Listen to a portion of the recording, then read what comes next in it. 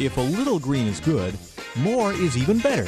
Now, back to Green is Good with John Shigarian and Mike Brady. Welcome back to Green is Good, and we're so honored today to have our great leader and inspirational CEO, Tom Rooney from SPG Solar. Welcome, Tom, to Green is Good. Hi, thanks to be here. Hey, Tom, you are a serial entrepreneur who has had many, many successes before, and then sort of came back off the bench to take the reins of SPG Solar and take it to a whole new level. Explain how that all happened. Sure.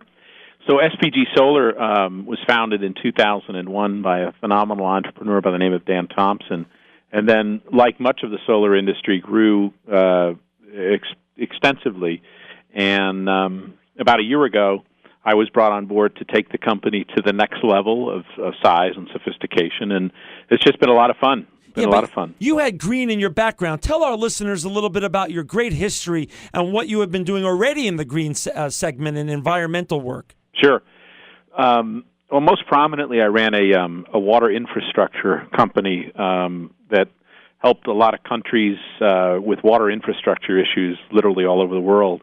And as I would travel the world and meet with governments in China and India and Australia and places around the United States, it became obvious to me that water had become one of the most critical environmental issues and clean tech issues in the world. And so what really began to get into focus for me was the fact that while I and a number of other people were focusing intensely on water, there was a whole separate group of people focusing intensely on energy issues, clean energy and environmental challenges and so on and so forth. And ironically, sometimes the solutions that the water people would put out would create problems on the energy side, and oftentimes the solutions on the energy side would create problems on the water side. And so, unlike very many people, I actually made the crossover about a year ago from water infrastructure issues to energy issues, and it's been a lot of fun. And in between, I also sit on the board of a number of corporations in the area of biosolids and water and so on. So the whole world of clean energy and clean technology is just booming right now. It's just a fun place to be. And obviously, it's in your DNA, but it is. But the fascinating thing is, you just talked about water and your great history in that industry, and what we're understanding is that there's a water energy nexus that is not overt to the rest of the world. That you understand tremendously that nexus, and Mike and I want you to share with our listeners because it's a very important nexus. Sure. Well, it's what I was just mentioning, and the description for it is, in fact, or the title for it is the Water Energy Nexus, and I've literally spoken on that subject in Beijing and Boston and Shanghai and Sydney. So, but I know you have tremendous stories, and you're amazingly traveled. Share with our listeners some of the more eye-opening stories that are easy for us all to understand. Like about that time you were in Sacramento with the governor's folks, Governor Schwarzenegger's folks, and you were explaining to them about this, what you call the Water Energy Nexus. Right. So for everybody's benefit, what we mean by the Water Energy Nexus is back to what I was saying, which is that the world right now, many places in the world right now are facing epic droughts and a severe lack of water. California is, in fact, one of those places. One only has to drive up and down Interstate 5 to see agricultural businesses that are being shut down for lack of water. Exactly the same thing is going on in China and in Australia and the Middle East and even through Georgia and places like that. So we have epic shortages of water predicated on our water use and whatnot. So you have a lot of really smart people out there trying to fix water shortages. Governor Schwarzenegger is one of them. Right. Equally smart are thousands of people who are trying to resolve our critical energy crises going forward. Lack of energy, lack of clean energy, global warming, so on and so forth.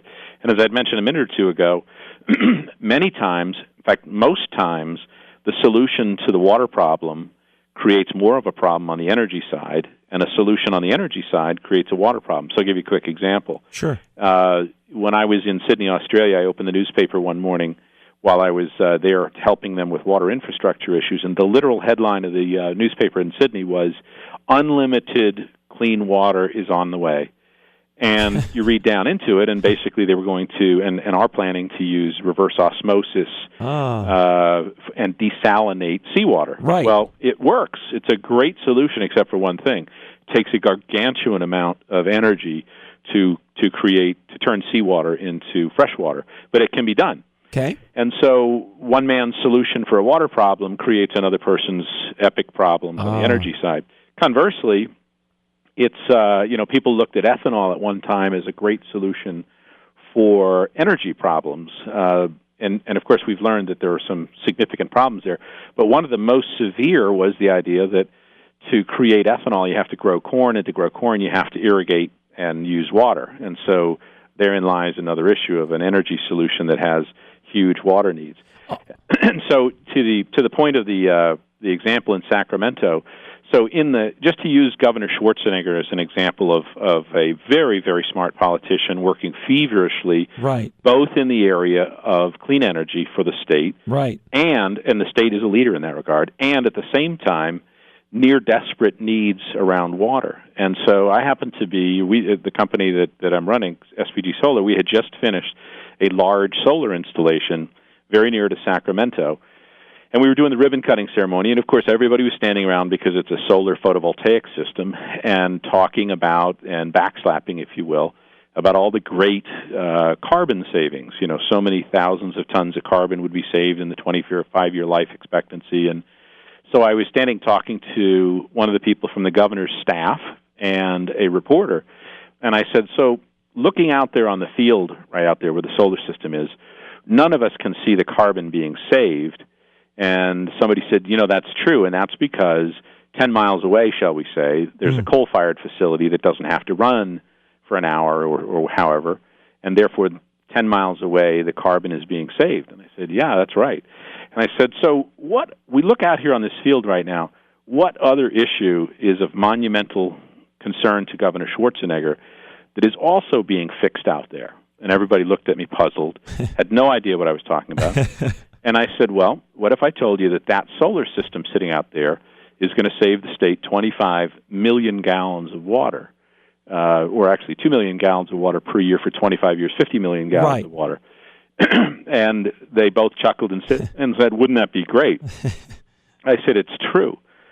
And they looked at me puzzled and said, I don't get it. I don't see it. And I said, well, you don't see it any more than you don't see the carbon that's being saved, because the reality is when that so-called coal-fired facility doesn't have to run to produce the electricity that this is running, it also doesn't have to use water for evaporation and cooling. And cooling is a dramatic water use for all power generation. Wow. And I went into it and I said, so simultaneously, this photovoltaic system is saving the state of California thousands of tons of carbon emissions, but it's also saving millions of gallons of water. And the staffer, one of the key staff members from Governor Schwarzenegger's office, looked at me and said, how come the governor doesn't know this? And I looked right back at him and I said, you tell me. And you know what? Governor Schwarzenegger is an incredibly smart guy. We agree. And doing wonderful things. But what this points up is that from Sydney, where they call desalination free water, to the state of California, where we don't recognize that solar photovoltaic systems are actually water-saving systems, there isn't enough information out there. And that's why governments and major organizations ask me to speak on the subject of the Water Energy Nexus. Now, by the way, it's not a crazy thought, because the Department of Energy has figured it out. And so the Department of Energy is railing on this issue, but nobody seems to be listening, and that is to this notion of the Water Energy Nexus. And one of the reasons that I was so excited about coming to run a leading solar company is that in the whole world there are probably only 2 or 3 technologies that fix both sides of the equation at the same time, or at least don't do harm to one while it's fixing the other. And so one of them would be wind, and the other one would be solar photovoltaics. And so for me, seeing the Water Energy Nexus years before anybody else did, and then seeing which technologies worked, it was a natural for me to come here.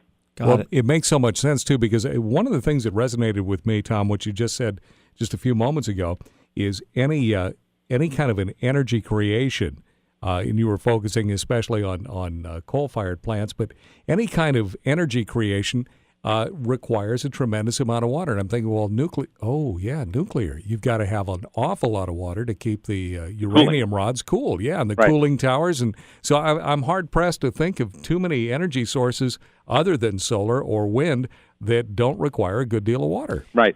And you even have to, you're absolutely right, and for your listeners' benefit, I would suggest that the next time you look at the picture of a nuclear power facility, what you're actually looking at is a cooling tower.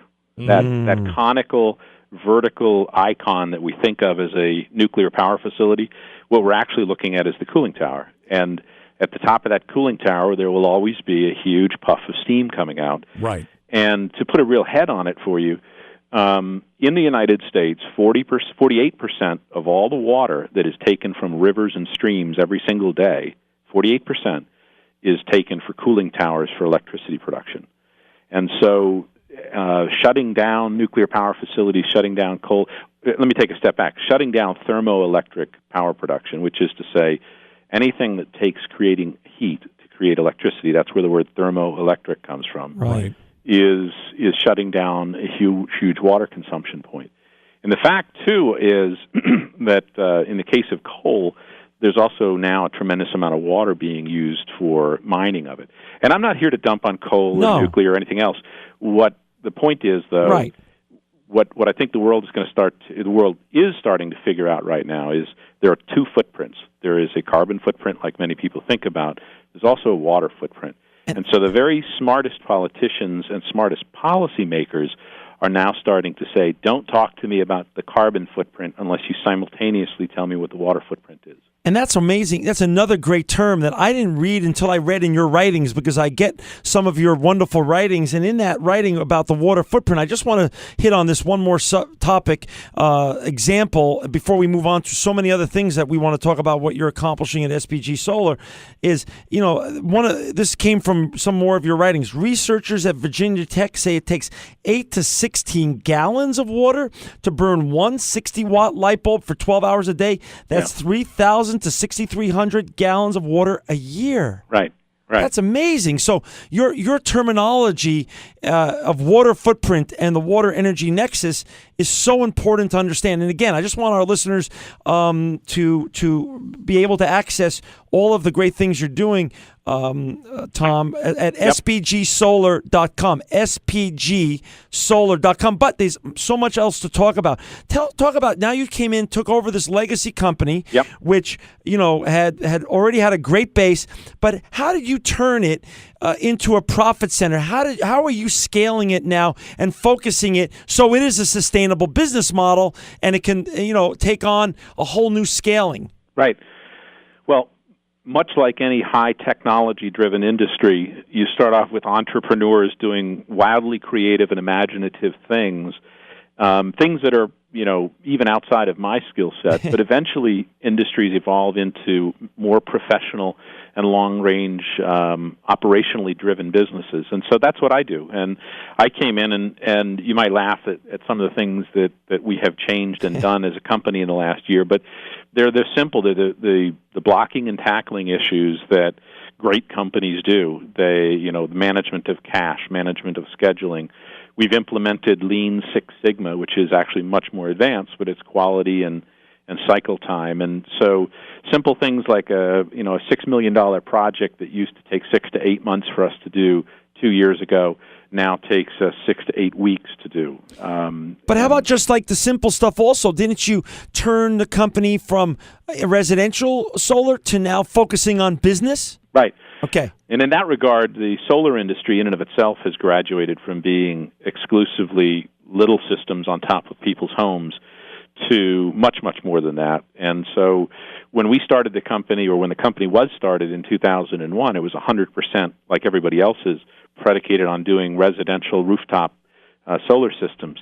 Today, we're doing $5, $10, $20 million systems out on the ground and floating on the water and some other really creative, interesting things, because that's where the most complex part of solar has really gotten to. And we've become one of the leaders in that regard. We were one of the leaders when it was residential. Now we're one of the leaders as it's grown to be commercial scale. On a national basis or on an international basis? Both. Okay. We ship product all over the world, from Asia to the Americas, and and install now all over the United States. And let's talk a little bit about for all our building owners and people out there that are interested. What has also happened? Has the price come down for solar, and is this becoming on a cost-benefit analysis from people who are just numbers-oriented and really aren't caring that much about the environment? Is this a good investment, Tom? Yeah. In fact, the economics of solar has changed dramatically in the last 2 to 3 years. The coming of the Chinese manufacturing might has taken the most expensive component of solar, that is to say these panels, and cut their prices in half, really, in the last 18 months. And so the price of solar, the cost of solar installations, has come down about 40% in the last year and a half to 2 years. Wow. So much so that projects now pencil out and are economically viable with payback periods of 5 to 6 years. And actually, interestingly enough, the payback has become so economically sound that in many cases now we actually don't even sell systems to people. We'll just sell the electricity at a rate that's much lower than they could buy it for because it's Wall Street and other big economic funding sources have decided to jump in with both feet and pay for and buy these systems, such that oftentimes now we're able to simply sell the electricity. So I'll give you a classic example. Sure. The city, the Irvine County School District down in Southern California wanted to look at doing solar systems, and so the initial look was relatively small, a $1 or $2 million system. And by actually completely turning it and saying, well, look, rather than us selling you a system, selling you equipment, why don't we build the systems on your roof, and we'll just sell you the electricity that comes from the solar, and we'll do so at a rate that is lower than you could buy from the utility. So the net effect is they're moving forward, or we're moving forward in doing that, and so we'll do about a 4 million watt system, a 4 megawatt system, $20-something million worth of solar, and end up actually selling the electricity to the school district. So the school district pays $0, right? And the moment we finish the project, their electricity bill will drop. How much are they going to save over the life of those panels? They will save $17 million over the next 20 years. $17 million. Right, and their investment up front is $0. So wait a second, Tom. It almost sounds too good to be true. So you have across America, every school system is facing the same budget crisis the Irvine school system's facing. Why wouldn't everyone come to Tom Rooney and SPG Solar and want to do the same? Well, there's a lot of misinformation and a lot. Well, I guess I should just say a lot of lack of information. Okay, great. A lot of people priced solar 4 or 5 years ago when it cost whatever it cost. And and so the two elements that exist today is one, that the cost of solar is dramatically lower than it was several years ago. And the second thing is today Wall Street wants to participate.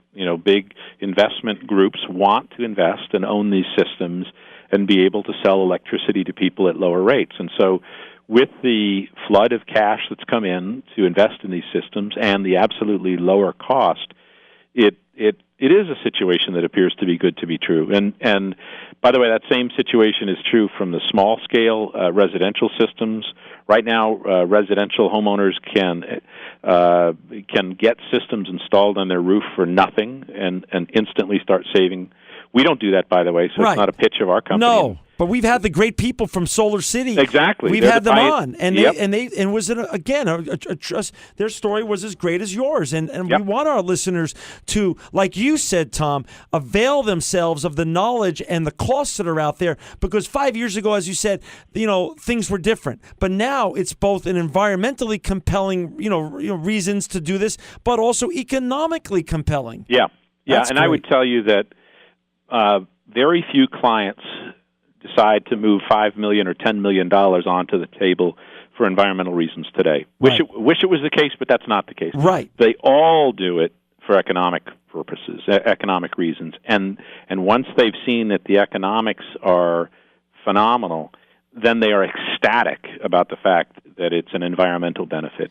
And that's a wonderful thing.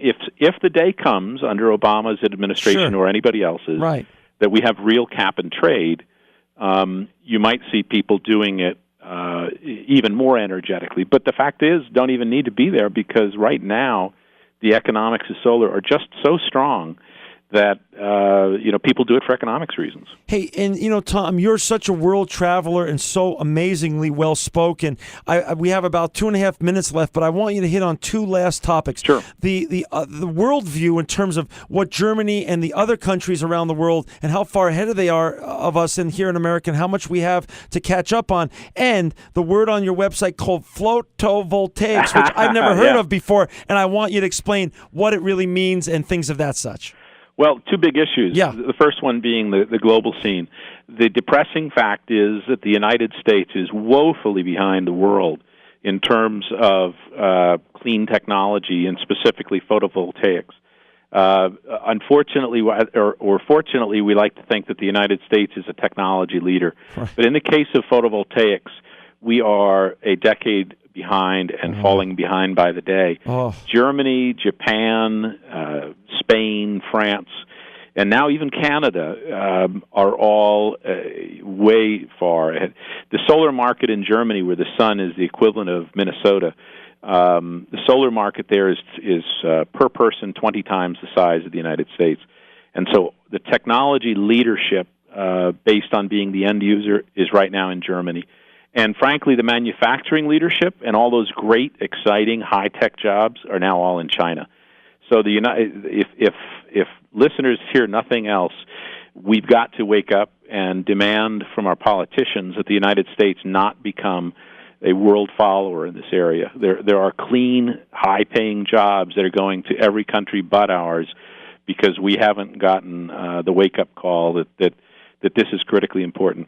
Well, I'll close with the photovoltaics piece, because everybody kind of gets a kick out of it. But we were the first company to invent a technology to take solar panels and actually install them floating on water. And they actually produce a ton of electricity and actually save water. So they cut all the water evaporation. But what everybody loves is the name, and instead of photovoltaics, it's photovoltaics. That's in floating. So. It's truly amazing. So listen, Tom, we're going to have you back. You are, your DNA is green. Your vision is compelling, and you're truly a visionary. But more important, you're an inspirational leader, a wonderful speaker. We're honored to have you today. And Tom Rooney, you are living proof that green is good. I love it. Thanks, guys. This program will be available for downloading in a couple of days from our station's website, keyword podcast. Thanks for listening, and join us again next week at the same time for another edition of Green is Good.